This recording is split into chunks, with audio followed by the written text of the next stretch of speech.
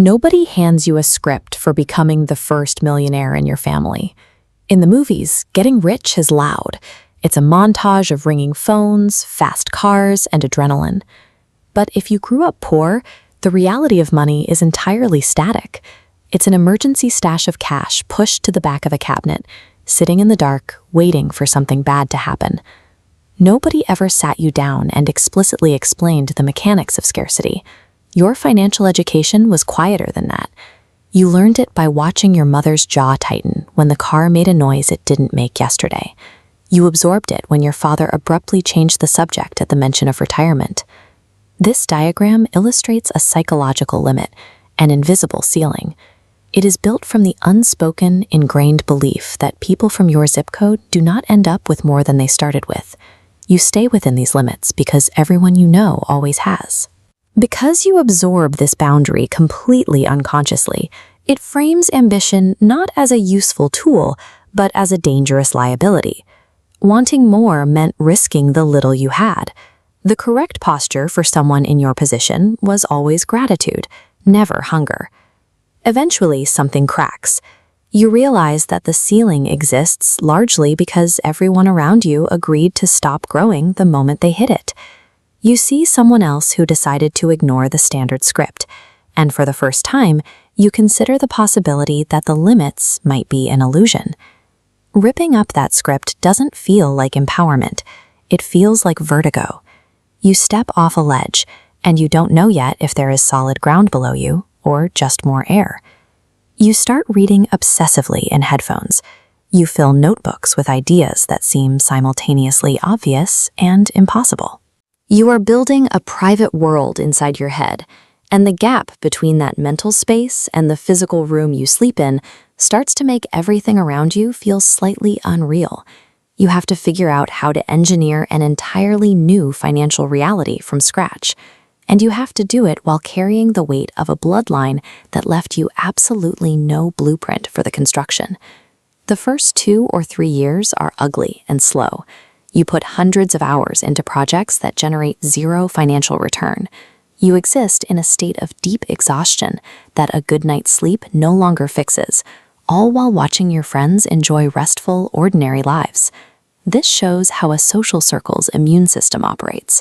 When you belong to a working-class environment, the group identifies ambition as a foreign body. They attack it through subtle doubt, and when that fails, they physically and emotionally distance themselves to protect the group dynamic. You take expensive, humiliating losses. You pour months of savings into an idea that dies quietly, and at 3 in the morning, a voice that sounds exactly like every person who ever doubted you gets very loud and very logical. It tells you that nobody from your background has done this, and that is not a coincidence. The alternative is going back. So you get up. You burn the floor behind you, accepting that the compliant, comfortable version of yourself who accepted the invisible limits simply does not exist anymore. Eventually, the math works out. You are sitting at your kitchen table on an entirely ordinary Wednesday. You run the numbers the way you have 100 times before, and they clear 7 figures. You expected a physical sensation, a release of a breath you held for a decade, a signal from your nervous system confirming you made it. Instead, you get a profound quiet. You dial your mother's number, talk for 20 minutes, and never mention the money. The emotional vocabulary required to explain this specific victory does not exist in the house you grew up in. Without that context, telling her would only sound like arrogance.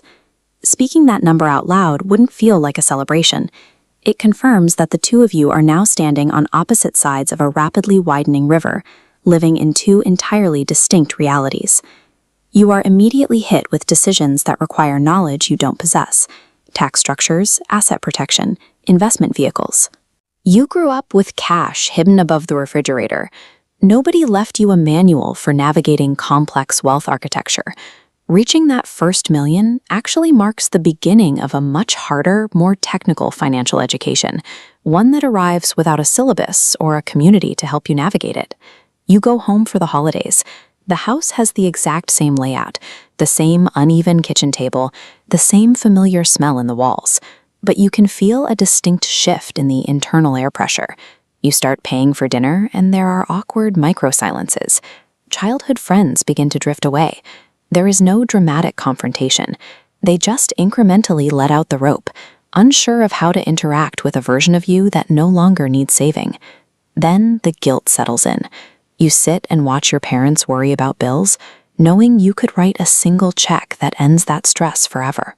You also know that introducing that money changes the irreversible dynamic between parent and child.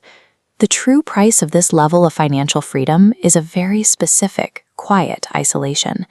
It is sitting alone in a comfortable room, wondering if anyone from your past is capable of seeing you clearly anymore. Without asking for the role, you become the new authority figure. Relatives call you for advice on major life decisions. You are the structural killer of the family tree now, even as you are secretly still trying to figure out how to balance the weight. You must design a system offering your children security while preserving the hunger that broke the ceiling. You take that old restrictive boundary and repurpose it. The barrier that pressed down on your family is reconstructed into an elevated foundation.